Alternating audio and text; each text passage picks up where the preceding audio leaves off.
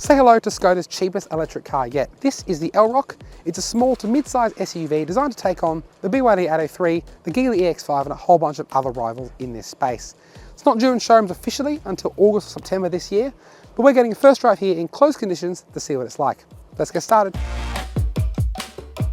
In car industry terms, the Elroq sits between the small and the mid-size SUV classes. That means it's a bit bigger than the BYD Atto 3 in terms of length, but it's a little bit shorter than something like a Mazda CX-5 or a Toyota RAV4.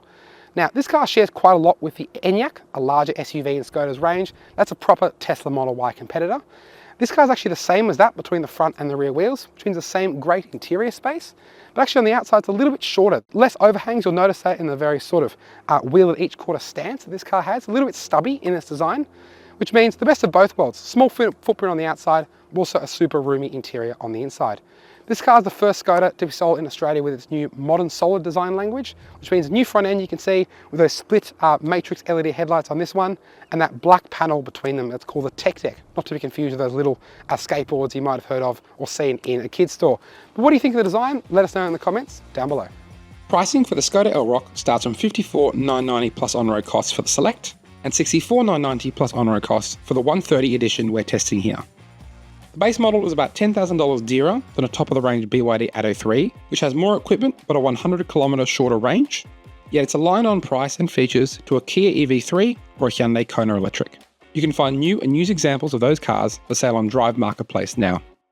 Powering the Elroq is a 210kW, 545 Nm electric motor on the rear axle, connected to a 77kWh usable battery pack for a claimed driving range of 529km in European WLTP testing. DC fast charging at up to 175 kilowatts is available for a 10 to 80% fill up in 28 minutes, while Škoda also claims a 0 to 100km/h acceleration time of 6.6 seconds. For a full list of what the Elroq offers, read the full review at drive.com.au in the description down below.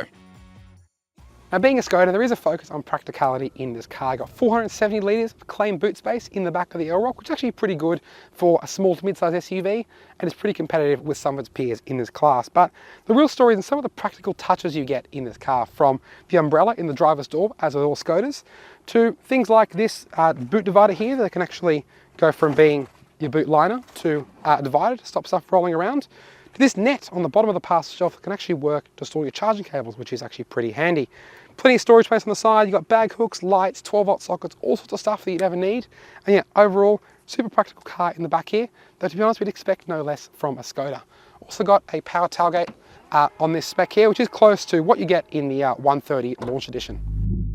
Inside the Elroq, and there's a lot in common here with other cars in the new Škoda range. You can see big 13-inch touchscreen that's quite quick to respond, Apple CarPlay and Android Auto as you'd expect of a new car. Runs Škoda's latest software, so you get things like your climate control in a row along the bottom of the display here, as well as some shortcuts along the top for key functions like your driver assist, recirculating air, stuff along those lines. In front of me here, you've got a head-up display on this high-spec model, plus a 5-inch driver display there that shows the basic information, though, to be honest, not a whole lot more than that. Elsewhere in this cabin, I love the seat trim in this high-grade model. You've got sort of black cloth centers with some white leather outers. There's also some really cool reddy orange seatbelts that look awesome and really make this cabin pop compared to just a big sea of black as a lot of its rivals can be. Got similar orange stitching on the dash, as well as some more of that white leather-like trim. It all feels pretty well assembled and pretty well screwed together. Nice steering wheel, trimmed in leather again. All the switchgear feels high quality. Got some shortcut buttons down there. Not everything is in the screen of this car. In terms of storage, that's pretty good as well. Storage space in the center console, decent size center armrest with a ratcheting armrest as well, which is pretty good for drivers with longer arms. And yeah, overall feels really nice, well put together, and plenty of amenities too. Wireless phone charging, heated seats, heated steering wheel. It's all pretty well equipped and makes a really good first impression. Now, given it shares its wheelbase with the Enyaq, it may not be surprising that this Elroq is seriously spacious in the back seats. You can see this driver's seat is set up for me. I'm 186 centimeters tall, 6'1". I've got loads of knee room there. Really good headroom as well. Plus a little bit of toe room, not too much, but a little bit under there. Now, even under thigh support, it's actually pretty good in this car. A lot of electric cars struggle with this, obviously because the battery under the floor does push the rear seats a little bit higher. But you can see where my legs are. Škoda's actually angled this seat base so it actually meets my legs and means I don't feel like I'm perched up all the time, which a lot of electric cars in this segment can. Now I've got outboard heated rear seats in the back of this car, plus a separate zone of climate for the back seats, and things like sunshades on the doors door pockets, even things like fold-down center armrest with a ski port there for loading in longer items. Overall, really impressed with the space back here, and it is a lot bigger than you might think for a car of this size on the outside. If you like what you've seen of the Elroq so far, hit subscribe so when we test this car on public roads, you get to see it first.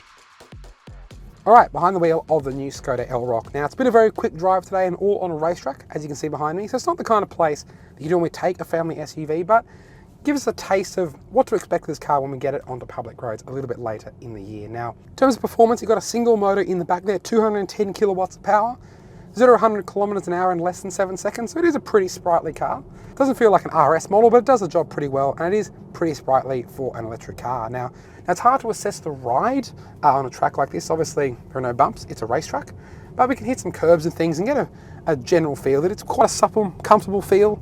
Probably a bit of a sporty bent to it perhaps, but again, that's something I have to assess when we get this car on a public road a bit later in 2025. Now, in terms of the handling, this thing's not meant to be a corner carver, but it does a pretty good job, at least in this environment we've had it here on today. Now, the steering is quite light and quite direct in normal mode. It is very well weighted, no matter what mode you put it in. It's quite accurate, quite, very natural feeling in that way. Not very feelsome, but that's okay for a family SUV like this. Hard to comment on noise too much, because again, we're on a racetrack and doing varying speeds, but it seems to be not too much tyre noise from the surface, but again, really hard to judge in this kind of environment. The brakes could do with a little bit of improvement. It's quite a soft pedal. The regen braking is okay. There's no one pedal mode, so it won't come to a full stop when you let off. It sort of goes to about 6 or 7 k's an hour, then you have to tap the brake to bring the car to a full stop. But the regen mode's pretty well calibrated. Again, the pedal is quite soft. You do really need to get into the pedal to actually make the car pull up quickly. Something you'll get used to over time, I suppose. But yeah, one place where it could be improved. Look, on the whole, the Elroq is actually a pretty impressive car. From spacious cabin, good to drive as well, quite well priced.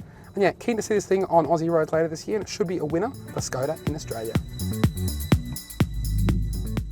Be sure to hit like if you've enjoyed this preview drive. And to watch our full review at Sibling, the Skoda Enyaq, click the video above.